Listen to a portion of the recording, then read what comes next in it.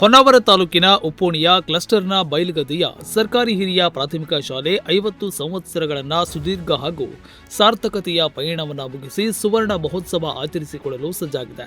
ಕಳೆದ 5 ದಶಕಗಳಿಂದ ಸಾವಿರಾರು ವಿದ್ಯಾರ್ಥಿಗಳ ಬಾಳಿಗೆ ಜ್ಞಾನದ ಬೆಳಕನ್ನು ನೀಡುತ್ತಾ ಗುಡ್ಡಗಾಡಿನ ಈ ಭಾಗದಲ್ಲಿ ಶೈಕ್ಷಣಿಕ ಕ್ರಾಂತಿಯನ್ನ ಮಾಡುತ್ತಿರುವ ಬೈಲಗದ್ದೆ ಸರ್ಕಾರಿ ಹಿರಿಯ ಪ್ರಾಥಮಿಕ ಶಾಲೆಯ ಸುವರ್ಣ ಮಹೋತ್ಸವವನ್ನು ಆಚರಿಸಲು ಸಕಲ ಸಿದ್ಧತೆಯನ್ನ ಮಾಡಿಕೊಳ್ಳಲಾಗಿದೆ.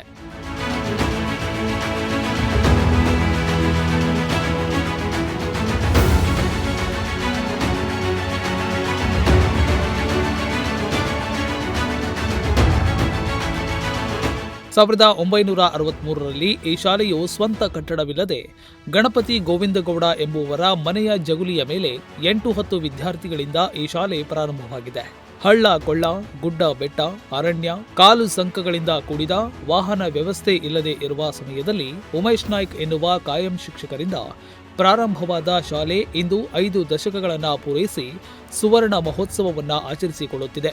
ಪ್ರಸ್ತುತವಾಗಿ ಈ ಶಾಲೆಯಲ್ಲಿ 50 ವಿದ್ಯಾರ್ಥಿಗಳು ವ್ಯಾಸಂಗ ಮಾಡುತ್ತಿದ್ದು, 2 ಕಾಯಂ ಶಿಕ್ಷಕರು, 2 ಅತಿಥಿ ಶಿಕ್ಷಕರು ಮತ್ತು 2 ಅಡುಗೆ ಸಿಬ್ಬಂದಿಗಳು ಕರ್ತವ್ಯ ನಿರ್ವಹಿಸುತ್ತಿದ್ದಾರೆ.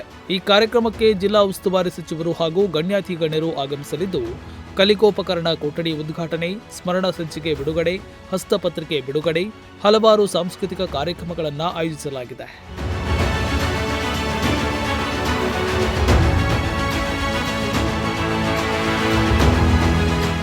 ಬೆಳಗ್ಗೆ 9 ಗಂಟೆಯಿಂದ ಕುಮಟಾದ ಸಿಂಚನ ವಾದ್ಯ ವೃಂದದಿಂದ ಸ್ಯಾಕ್ಸೋಫೋನ್ ಮತ್ತು ಕೊಳಲು ವಾದನ ನಡೆಯಲಿದೆ.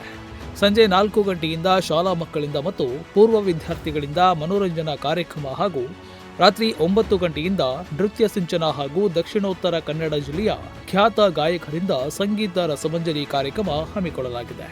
Nudisiri news desk, Honnavar.